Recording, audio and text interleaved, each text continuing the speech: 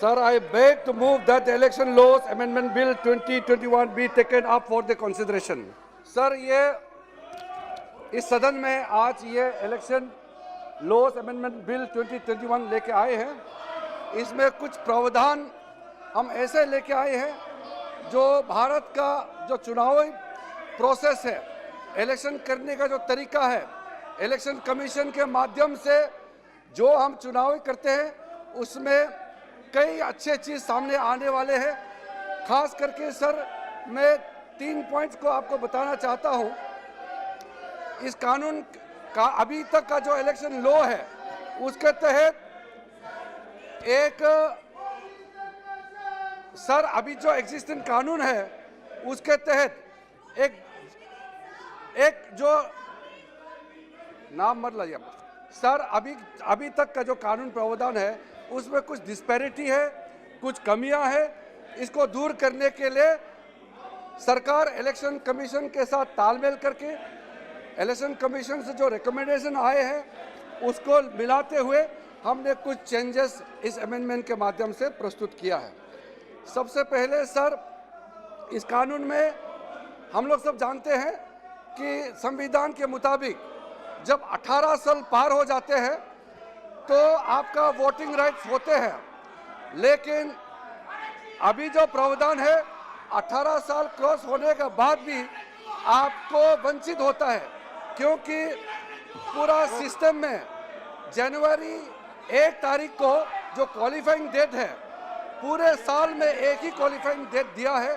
उस qualifying date में अगर जो आते हैं उसके बाद पूरे साल भर जो रह जाते हैं उसको वंचित होता है। इसलिए एक क्वालिफाइंग डेट्स को सर 18 साल होने के बाद 1 जनवरी, 1 तारीख अप्रैल, 1 तारीख जुलाई और 1 तारीख अक्टूबर कैलेंडर ईयर में 4 क्वालिफाइंग डेट्स दिया गया है।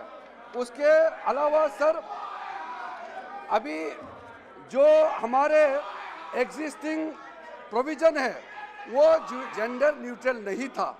इसका मतलब जो एक इंसान कहीं सर्विस में काम करते हैं, कहीं अपने जो ओरिजिनल वोटिंग जो जहाँ पे उसका नाम है उससे अलग जगह जाते हैं तो उसको सर्विस वोटर कहलाते हैं।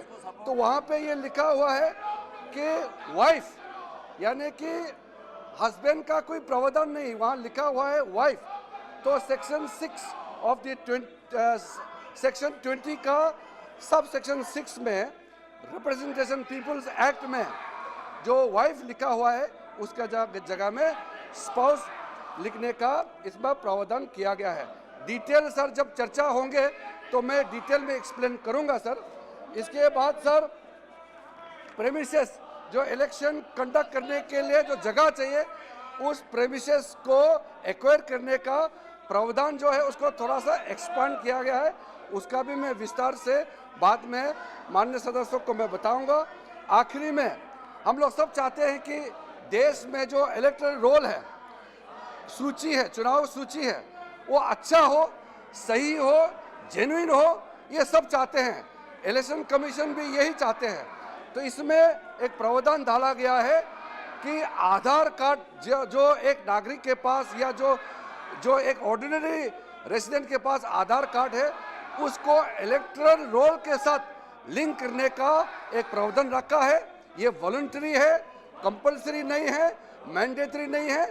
तो मुझे लगता है कि ये बहुत अच्छा चुनाव सुधार का जो प्रपोजल लेके सरकार आए हैं उसको पूरा सदन समर्थन करेंगे, मेरा ऐसा उम्मीद है। और बाद में माननीय सदस्य इस पे जब कहेंगे तो मैं पूरे क्लैरिफिकेशन के साथ, जस्टिफिकेशन के साथ बताऊंगा कि ये चुनाव सुधार देश के लिए कितना जरूरी है। बहुत बहुत धन्यवाद सर।